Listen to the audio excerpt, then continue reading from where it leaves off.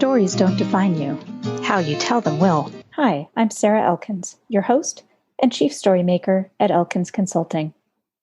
In my work with coaching clients, I guide people to improve their communication using storytelling as the foundation of our work together. What I've realized over years of coaching and podcasting is that the majority of people don't realize the impact of the stories they share on their internal messages and on the people they're sharing them with. What really lights me up is guiding executives in uncovering the stories in their lives that are meaningful. The stories that, when shared with the right audience in the right way, connect, inspire, and motivate. Here's what a former client had to say about our work together. As a leader of leaders, I struggle with how and when to use my stories to emphasize the points my audience is looking for. It's a delicate balance between sounding like I'm bragging and delivering a message that needs to be heard. Sarah's approach to storytelling clears that obstacle so that you can deliver a clear and concise message using your stories to emphasize your points. It's truly amazing when it all comes together. Greg McDonough, Blackburn Capital Advisors, and president of the Entrepreneurs Organization of Washington, D.C. Visit elkinsconsulting.com to learn more about working with me. Today, I am so pleased to highlight the work and stories of my friend Lisa Rangel. I met her as an introduction from my friend Sabrina Woods, who I interviewed, probably about a year ago on this podcast. She's a career coach and counselor, and Lisa is kind of the counterpart to that. She does resume work and also some career coaching. So I'm so pleased to have you on this podcast because I know just from our brief conversation last month that your insights are going to be useful and inspiring to our listeners. So thanks for joining me, Lisa. Thank you for the invitation. I was so excited when you asked. So, and I'm thrilled Sabrina put us together. It's been great. Yes. So I always start my conversations with asking you to share something about yourself that most people don't know. And the reason I do that is I like for our listeners to get a little bit of an insight, some context for what we're going to be talking about, diving into those stories. So do you have something maybe that you can share? One thing that always comes to mind when I've asked something to that nature or effect is most people think I'm naturally extroverted because I don't have a problem chatting, with people. I can put people at ease when I have conversations with them typically. And I can speak even on the fly, publicly without really many issues or many hiccups, thankfully, right? But I grew up as a painfully shy, introverted person. And all through high school and in college, like crazy self-conscious, always not wanting to be noticed, kind of wanting to be, like a fly on the wall, despite, being in sometimes leadership roles or front-facing roles. Like I just found myself wanting to cower in a corner many days. And it really wasn't until my mid to late 20s that I started to realize if I didn't learn how to sell myself, I somehow had this epiphany that I'd probably wind up being frustrated the rest of my life, waiting for people to recognize me. I don't even know where that came from. I don't come from a very corporate, background family or, very, blue collar worker or government worker type people that, go in and do their jobs. And I don't know, but somehow I felt if I didn't learn how to promote myself, and I would probably end up being frustrated. So in my 20s, I forced myself to take a sales job. And that was a challenge. Yeah, I forced myself to take an executive recruiting job in Wall Street, sitting in a bank of desks, one of many people sitting at a bank of desks in one big room, and everybody's smiling and dialing and emailing, and and everyone was really extroverted and salesy, and I thought I was the biggest cheese bucket on the planet selling. And there were some days I like would run to the bathroom and cry. And so, I've just learned over time, like how to embrace who I am. Like I am not this natural extrovert. But I am introverted. I'm logical. I'm, precise in my approach. And instead of trying to be an extrovert, like some of my colleagues were at the time, that sales happened to them somewhat naturally, schmoozy, that sort of thing. Like for me, I appealed to the other introverts, the other introverted decision makers who needed logic and a case presented and that sort of thing. So I came to appreciate how I did it instead of trying to be like other people doing it. And while maybe adopting some of their tactics as well, but in a way that I still felt authentic. So, so I feel like there's always hope for introverts selling themselves or something. I think that's fantastic. And I especially like this idea that you, in your 20s, realized that you were going to be frustrated. I mean, to use that language, I've heard people say, I knew I wanted more, or I knew I had to do something so that I could move up in my work or whatever. But I've never heard somebody specifically use the phrase, I knew I would be frustrated in my future. And that's really insightful, I think, for a lot of introverts that are facing that, no matter what age they are. They could be in their 50s. My friend Joe Kwan talks a lot about executive presence.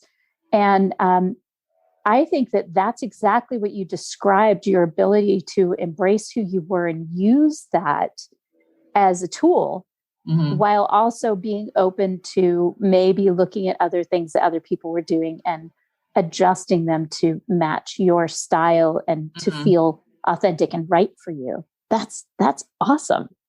No, I appreciate that. I never had anybody point out the frustrated line being interesting or different, but yeah, that's what it was. I mean, I just, I think it was about like 27, 28 when I took that recruiting job.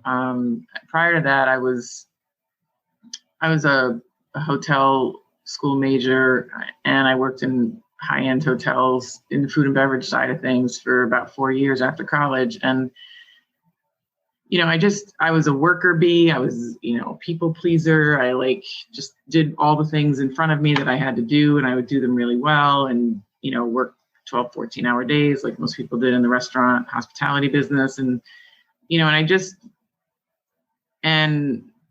I quickly noticed, maybe not so quickly if it took 4 years, but I noticed that people didn't necessarily get promoted because they did the work well.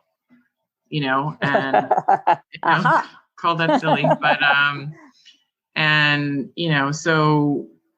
but yet I wasn't a schmoozer, I was a people pleaser, but not a schmoozer. They are very different, right? Oh, yeah, there's a distinction. And so, and I realized I had to get better at promoting myself accurately, authentically, and in the way that I still felt comfortable doing. And I realized I was probably only going to be able to do that if I learned how to sell.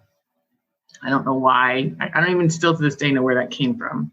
I'm sure it was something I read or was taught, but I can't remember to give credit. Or if it was a divine intervention, so be it. But I just remember saying I should do that, and so I did. So tell me about that. When you did you apply for more than one job, or was this the one that you're like, okay, this is what I want? When I worked, my last hospitality job was out at Pebble Beach in California, and I was moving back. My husband and I were moving back to New York, where I was from, and my boss at Pebble Beach, who I worshiped the ground she walked on, she was great. She was so influential to me. She said to me, "You should be a recruiter. You'd be really good at it." I had no idea what a recruiter was, zero. I just didn't even know what it was, but her name was Chloe. Chloe said to do this, so I'm going to go do that, And so when I came back to, New Jersey, New York area, I literally looked, because this was 20 plus years ago, I literally looked in the paper and I answered ads in the New York Times for headhunter not even realizing that was, not a great term to call a recruiter at the time, but they were advertising themselves that way. So I didn't know any better. And, I applied to a bunch of them, and I wound up getting a job with one of them. And I was a recruiter procuring candidates. And, I remember bringing candidates in, and a couple of sort of the really senior, to show you what I didn't even know what recruiting was at the time. Like, I was bringing people in thinking like, oh, I have to find all these people jobs. And I would bring these candidates to some of the senior people that were with the company a while. And I'd say, oh, we have this great person, we should find her job. And I remember like one of the saltier New York City, battle axey kind of recruiters, like telling me like, we don't find people jobs. We have to bring candidates to our clients who are paying us. And I was like, oh, okay. And that's really what a recruiter is. They bring qualified candidates to their paying company clients. Right, so, of course. And she's like, we're not social workers. And I'm like, okay, scared of you. And, but I still was good at it. And then after about a year of doing it on the candidate side, I realized the client owners, for lack of a better way of putting it, the people who had the client companies with the jobs, yielded more power in the office. So I wanted to be a client owner, but because the office I was in was so client owner heavy, I left that company and wound up going to a new startup that was a Boston-based company that was starting up an office in New York. And I went to be someone who goes and gets the clients. And I remember when I gave notice, my boss was like, you won't be good at that. You're better at the recruiting. And I'm like, well, I'm leaving anyway. And if I'm bad at it, I'll figure it out soon enough. But it was because I was so introverted, and because I was a people pleaser, and because I was social worker-y in nature, that I think he was concerned about that. And but I knew I could still be all that, but be a client owner too, and put better matches together. And so I learned how to do it on the other side of it, and I was really good at it. But I did it in a way that was, harnessed the introversion traits that I brought to the table. I was surrounded by people that were just naturally gregarious and, really good after work schmoozers and all that type of stuff. And I just wasn't that person, but I did it in a way that was still worked for me. And so can we go back a little bit? Because that comment from your boss or whoever at the recruitment company for Wall Street, he says, you won't be good at that job. And meanwhile, you have the juxtaposition, the contrast with Chloe, who said, oh, you'd make a great recruiter. Right. And I just want to point this out because I'm curious about the impact of those stories on you. So I understand through storytelling research, the actual research with evidence that's been going on about storytelling is that the narratives that people tell about you also impact your identity, particularly when you're younger. But also, if you're influenced and you were clearly influenced, it can change your story. So here's Chloe saying, oh, you'd make a great recruiter. And what's interesting about that is that she saw something in you. She knew you had, I love this phrase, social worker-y. You had this. I'm a resume writer who makes up words. It's usually not a good combination, but it works for me sometimes. But they're not, the made up words are not in the resume, I promise. Well, but it's really descriptive to somebody who knows social workers and knows what it takes to go to school for that and to do it in the field. What it means to me is compassionate. And a desire to serve people. I mean, that's what social worker E is. It's also somebody who's focused on equity and justice. Right. And do you have consistency in your top strengths in StrengthsFinder? I haven't looked at that in a while. I can't remember. We should probably look at that later. That would be interesting. Yes. But it seems to me that social justice is something that was meaningful to you and maybe continues to be. And then you have this contradicting or not quite contradicting necessarily, because it is different business, selling your services to a client to do recruitment as opposed to being a recruiter directly.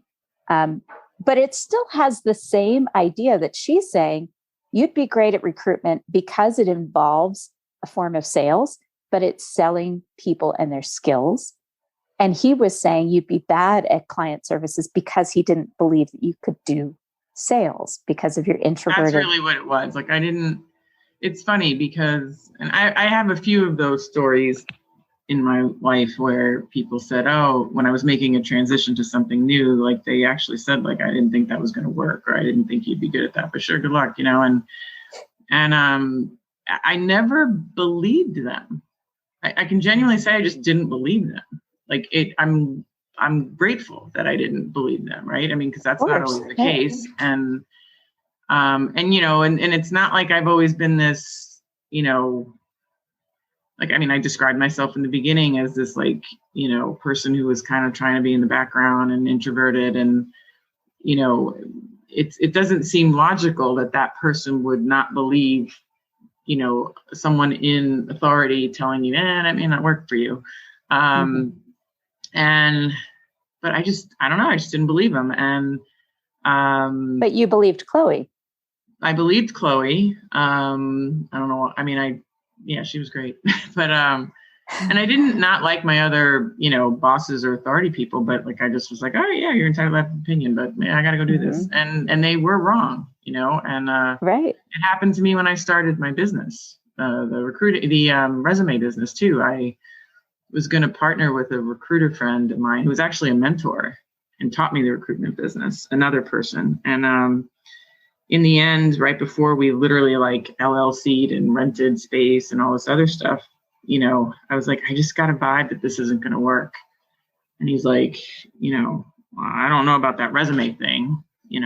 I just figured we'd do it as a side thing for the recruiting business we would do together. And I was like, oh, yeah, I think this is a thing. I'm going to do this on my own then. And he was mad at me, and we haven't talked since. So, and our business is thankfully successful. So I think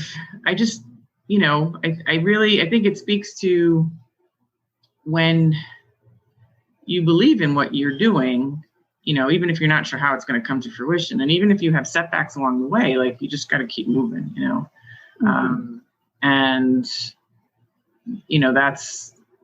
that's, I don't know how I'm getting to that point. I'm kind of rambling, but anyway, that's,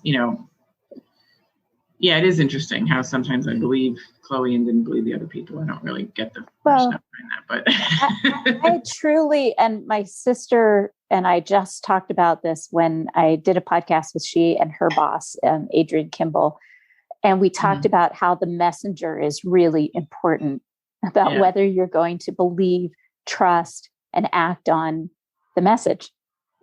And as much as you liked your other bosses, you saw Chloe not only as somebody in authority, but also somebody that you trusted and that you believed saw you.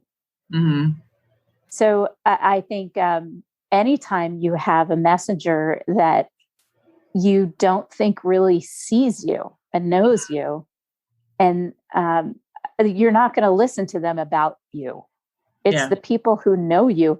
And that's where some of the major damage can occur. And I'm just grateful that didn't happen to you. But the damage occurs when you have somebody who you think knows you and then tells you an opposite story about yourself, that, you wouldn't be good at this because I remember this time that you did blah, blah, blah. And they have all this baggage. So, and I don't think those people who told me I don't think the people who told me, that may not work, I don't think they meant any harm. I thought there was nothing negative in my mind about it. It was just, we disagree, just to be clear. But, well, what I think it's important though, I'm going to interrupt you just for a second. I think it's important though, to think about why they would say something like that. It's not because they wanted to hurt you. It's because they care about you. Yeah, they cared. And I do think there was something a little self-serving, that if I stuck with what they were doing, it would be, good for them too. But I also know that they cared and they didn't want to see me hurt either. So exactly. And it's totally fine. But, you know, I remember reading in one of your, or hearing in one of the podcasts, earlier podcasts I listened to, that, you know, that Chloe's suggestion really like put me on the path for the rest of my life. If I wasn't a recruiter, I probably wouldn't have done the resume thing. Like it put me on a course that I would not have probably found on my own. Had she not done that, and who knew that was a thing that was like such a directional moment in hindsight, you know? So, but yeah. So let's go back to that then, because I love to uncover these pivot points, which clearly, you know, now you look back at the time, right. Of course, you couldn't have known it was going to color your entire career, going from a completely different industry, the hospitality industry, to recruitment and resume writing and all of that side of things, social worker which is the opposite of hospitality in some ways. When you think about Chloe and you think about when she told you that, was it when you gave your notice? Was it at the time when you handed her a letter, or do you remember specifically where that conversation Actually, occurred? She had left before I left, so I gave notice to a different person. She had told me that, you know, we had kept in touch while she was gone until I left, and that was the suggestion she gave me. So, you know. So was that in person? I want to say yes, if I remember it correctly. It's been a little while since I've actually thought of this. So yeah. Yeah. So this is a story. This is why I love what I do, because this is a story that when you share it will inspire and influence others. It just will, because it was such a big shift in your life, and took you in such a completely different direction. And she's probably the one that when she said that, you thought, I do need to try this so that I don't get frustrated and disappointed in my career because I'm not out there doing my thing.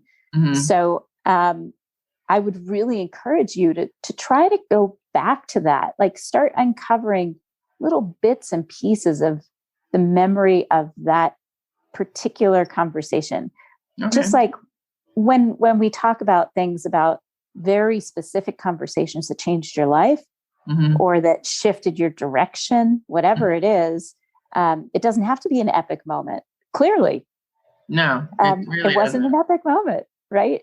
But the meaning behind it is spectacular. Right. It is pretty cool. Yes, I'd encourage you to go back and kind of think about, maybe you were having coffee together. Maybe you met up after you gave your notice and you said, hey, I'm moving to New Jersey, New York. Right. And she said, oh, you should. I mean, yeah, really, I wanted to try to do something outside of the hospitality business, since I was getting a little burnout on it. And that's when she said, you would be a great recruiter. And I was like, I don't even know what that is, but okay.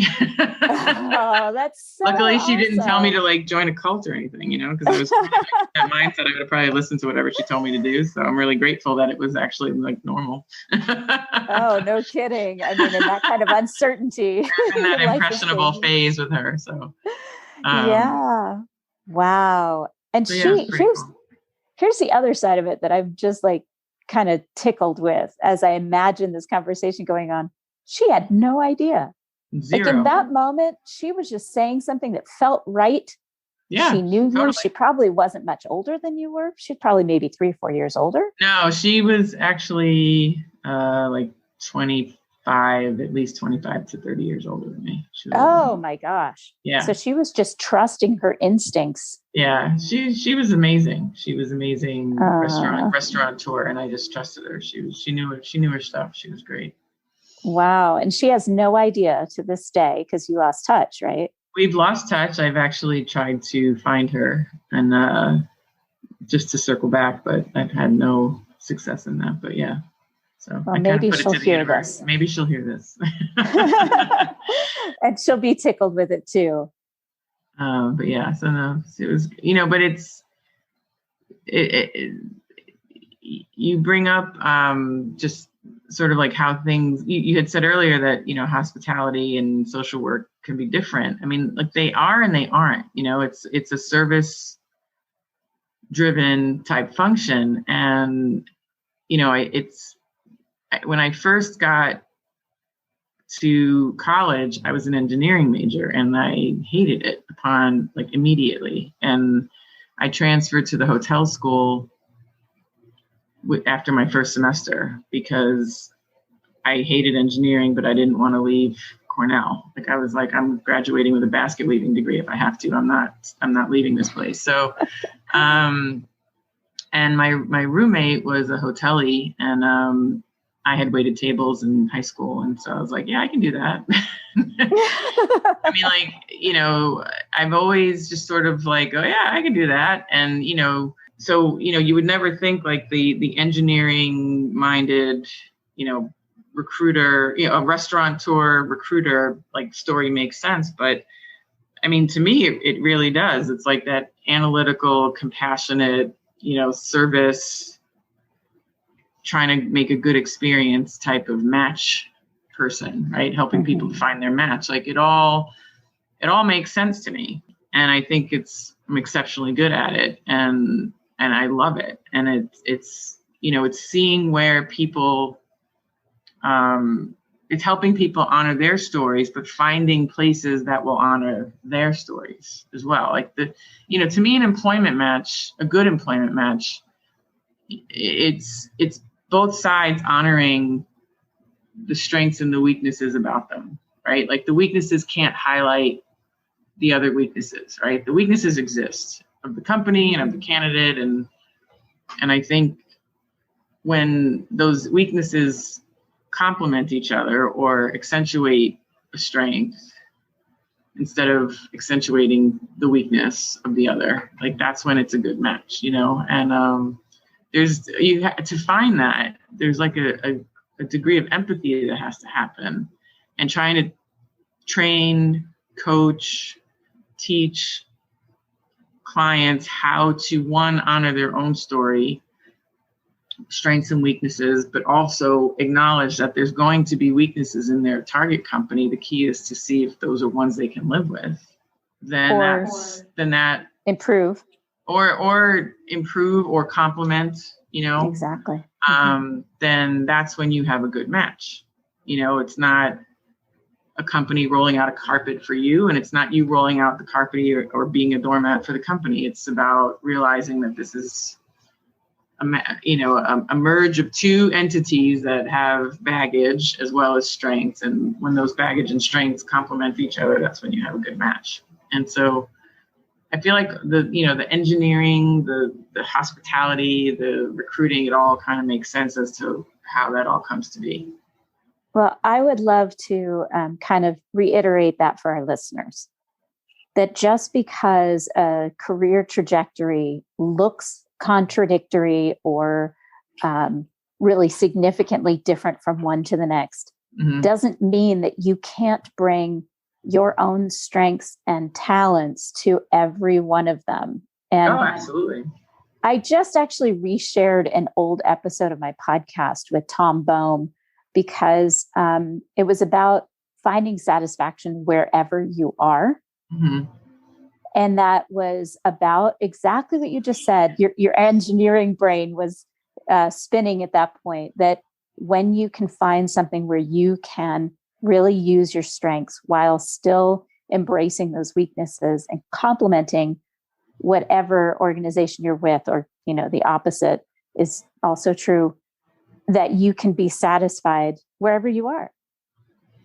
I agree. I mean, I think a lot of people, and I've done this myself, so I don't say this critically, you know, we tend to try to go into these meetings of evaluation, right? Whether it's a vendor's, you know, client meeting, whether it's an interview between a candidate and a hiring manager, you know, whatever two businesses looking to merge, whatever the evaluation meeting is, we tend to go into these meetings a lot of times like seeking approval, which means we have to be perfect. Or the illusion is we have to be perfect. And so we're hiding sort of the downsides of us, right? And completely accentuating the positive. And I find that if you diplomatically are vulnerable about what you struggle with while accentuating the positive, you're going to have a better match. You know, and I think a lot of people go about interviewing from this like subservient approval seeking standpoint. And if they went into an interview, a vendor meeting, whatever the meeting is, from like two business entities trying to see if this is a good match perspective, and they were both diplomatically vulnerable, combined with outlining what they bring to the table as a strength, there would be better matches made, and rejection wouldn't be so personal, or feel so personal, because it just means it's not a good match. And I find that when clients are, our clients are the candidate. So I find that when our clients can embrace this confidently and, be diplomatically vulnerable, in addition to everything else they already know how to do, then they have more fulfilling, jobs. And they stay in their placements for longer. They stay in their place more for longer, or they start to see like the downsides of a company, or something that just happens at every company. And this is a set of negatives that they can deal with. That set of negative may actually even allow them to shine. Right. So like, exactly. It just depends. Right. So it's when an acknowledgement can be made about what the downside of each entity is, and then each entity decides if that's going to work for them. I think it makes for a better match, Absolutely. So to bring this full circle, what I'd love to hear from you is a story about when we talked about Chloe and how she just saw something in you. She just knew intuitively. Tell me about a time when you were able to do that for one of your clients. The kind of story where you kind of get choked up a little when you think about it. Something that happened recently is, I have, I can't even say she's one of our clients. She's a friend of mine who is amazing at what she does, and was finding frustration in interviewing as, someone with, 25-ish years of experience, and feeling like she's getting, not getting the attention of mostly younger hiring managers, feeling like people aren't being as prepared for these meetings as she is, and it's hurting her, and it's funny, as I tell this story, this is something that actually happens often with senior level job seekers. So that's why my hesitation is trying to find like one that is different. But I have to tell you, this is a theme that happens often, right? Like, and it gets labeled as ageism, and it gets labeled as all sorts of things, right? And it makes the interviews not so fun, and it makes you not want to go get more of them, right? Because you're like, well, this sucked. I don't want to keep doing this. And then you start getting in this mental spiral, like bathing suit shopping. Yeah, there you go. It's exactly what it is. That's actually a great analogy. So trying to help people. So what I've done with her and others is really get people to just take down the expectations of what these meetings should be, and I say, like, granted, the last thing you maybe want to do is think about the person who is employed interviewing you, what they're going through. I said, but without that empathy, even if it's not deserved, right, in your mind, because they're working and have a job and you don't, or you don't have the job you want, it's still going to hurt you if you don't have some empathy. I said, so I try to get her, and what I've done in the past is get people to, it's like, you're amazing. But here's the thing, if you're going into these meetings with this high level of expectation that they need to have everything in order, and they don't, right? Maybe they just didn't have time to be prepared for the meeting. I'm not saying it's right, but it's just the reality. Maybe they, from working from home, they got like, 3 kids are trying to juggle homeschool while they're doing their job at the same time, and they didn't have time to read everything about the job description in your background to have a great meeting foundation. Or, or maybe they're just tired, right? Everybody's freaking tired right now, even if you don't need to have anybody home, and you can just be tired. And I said, so maybe just go into it regardless of what it's supposed to be. Just accept it for what it is. And maybe it's just a networking meeting. Maybe it's just a conversation. And this way you are able to, they won't feel like they're disappointing you because you've clearly come to the meeting like completely prepared and on your game. And maybe they feel like maybe it's intimidating. They're intimidated, or they're not, they feel bad that they're not on their game, or they don't want to disappoint you because they really don't know what this job is going to entail. And you clearly need some definition. And they're like, well, I don't have definition, so this isn't going to work. I said, so as a result, you're not having any control over the opportunity being offered to you or further discussed with you. And they're not seeing how awesome you are. So I said, just take it down a notch. I'm not telling you to dumb it down. I'm not telling you to, be who you aren't or any of that. I'm just saying take down the expectation of the meeting down a notch on these initial stages, just so you can have it more in your court that the opportunity gets evaluated with you. And then you get a chance to turn it down. You get a chance to keep going or whatever, or reframe it or whatever. I said, but you're not allowing yourself to be put in a position to be evaluated. Right. Because you're going into it so fast and so hard with like high expectations. And, I recently had a conversation with a friend of mine about that. So I don't know her outcome yet, but I've had this conversation with a lot of senior level job seekers, and they've, I think as senior level people, especially if we're put in a position where we all of a sudden now have to prove ourselves again when we felt like we've arrived. Mm-hmm. Our instinct, especially I think, our generation, is to work harder, show more, do more, prove how much we are worth it. When in actuality, that's actually, I think, overwhelming people, and we need to step it back a little bit. So what has been the result after you've given this guidance? I tell people the way that you're describing it reminds me that I tell people to approach it with curiosity, which helps kind of level out that expectation. So I love what you're saying here. Do you remember a time when it did have the impact you wanted it to, when you heard back from them? It has impact pretty consistently. We've had clients after, struggling for months, land something better than they ever thought. One of my more warm-hearted stories is a client who came at me, and I say came at me definitively. She came at me in April 2020. It was in the height of the pandemic.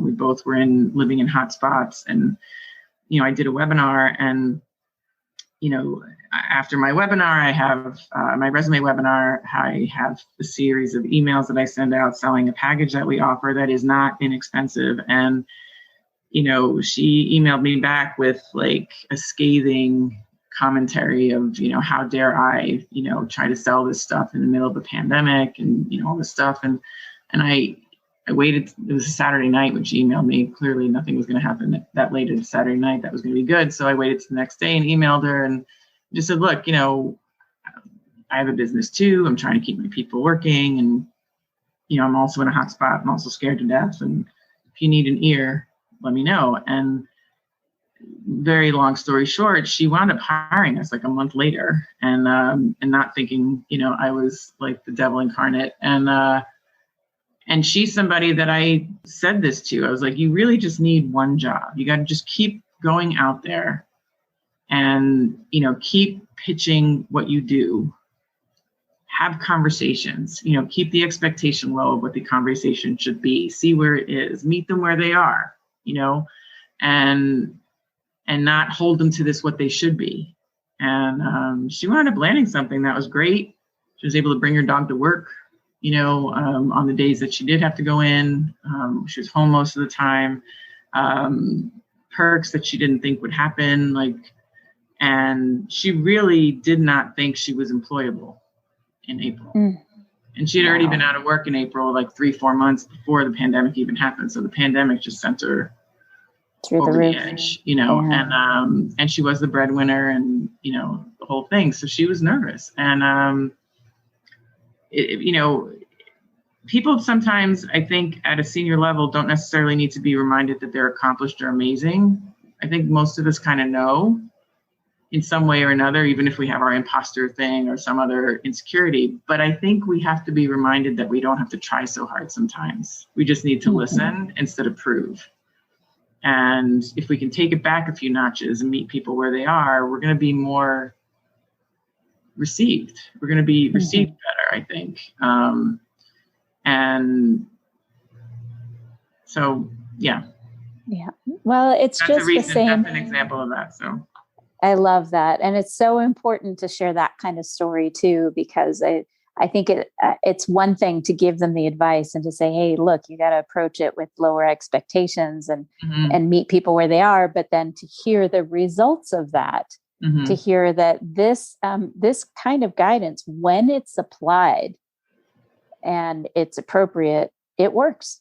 It really works. I mean, this woman got a great job that she didn't anticipate, and she went from feeling this big, I'm making fingers, close together, to and unemployable as far as she was concerned, and angry and scared, to having a job that she is comfortable in and that she likes. So it's really important to bring that full circle and finish that story with that kind of success, because it's not unusual to have that success. It's not an unusual situation. It's not unusual to have that success. And I love that you say to meet people where they are, because just like we started this whole conversation with Chloe, just as much as we want to be seen and known, we also have to know that the people in front of us want to be seen and known, even if they're the one with the job, even if they're the hiring manager, they still have the same human need that we do to be seen and known. So, yeah, I mean, I think, if we can approach any of these interactions as, most people in some capacity are struggling in this situation that we find ourselves in, right? I mean, some more than others, clearly, and, it's not a contest, but definitely some have it worse than others. But even those that don't have a lot of, measurable hardship are struggling. Some of them, with the juggling and the mental heaviness of what's going on in the world, even if their immediate life is blessedly fine. And I mean, everybody's got something. And I think if, there's a degree of compassion that can come into any meeting. Look, people want to hire people that are going to make their lives easier. And if you can come across like that, you're that person. And, it's going to subliminally be, something in your favor. Right. So, yes, that is something that could be said again. Yeah. I mean, people want their lives to be a little easier. And that doesn't mean the candidate, soon to be maybe employee, has to now take on and make their lives harder. But if you can make somebody's life easier without increasing any difficulty in your own life, therein lies a good match, right? So exactly, or the potential of a good match. And so that's where I think the empathy and the compassion, and realizing that even the people who seemingly may have it better because they have the job, they're in the position of a decision maker, all that other stuff, doesn't mean that they don't have some things that they're dealing with too. And, it's a decision, right? They don't want to pass on if it's an HR person, they don't want to pass on a candidate that's going to eventually be a problem or a bad fit, right? If it's the hiring manager, they don't want to have hire somebody that they have to constantly look over their work, and it creates double the amount of work. And I'm just coming up with examples, right? And Lord knows there's a list of things that the candidate's looking for that they don't have to deal with a crappy boss or micromanaging and clock watching. So it's both, right? But but if everybody can try to at least have an outward goal of meeting somebody where they are, I think there would be more potential better matches out there. And that is a perfect way to wrap up this conversation. Awesome. Lisa, that was so thoughtful. And I really appreciate your stories, especially learning about Chloe, and then again, bringing it back full circle to understand how you've guided, especially senior level executives, people in their 50s and older that are just, in a place where they want more, or they want different, or they were let go because of COVID or other strange economic reasons. Right. I think your stories inspire, motivate, and keep people remembering that it's not always about them. So yeah, not in a bad way, but it's not always about them.